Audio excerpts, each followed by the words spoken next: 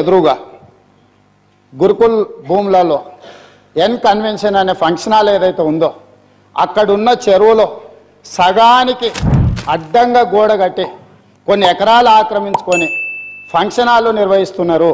పదే పదే ప్రభుత్వం దృష్టికి వచ్చింది, టీవీ ఛానళ్ళల్లో పేపర్లలో చూపించాను. అక్కినేని నాగార్జున గారు కూడా దాని మీద స్పందించారు. ఈనాటి వరకు ఆ ఆక్రమణలు తొలగించలేదు. ఎందుకు అక్కినేని నాగార్జున గారు ఆక్రమించుకున్న చెరువుల ఆక్రమణలు తొలగించలేదు? ఎందుకు చర్యలు తీసుకోలేదు? ఏ శక్తులు అడ్డం పడుతున్నాయి?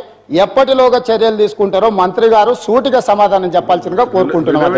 మీరు క్వశ్చన్కి సంబంధించిన రేవంటి ప్రశ్న అడగండి వీరయ్య గారు.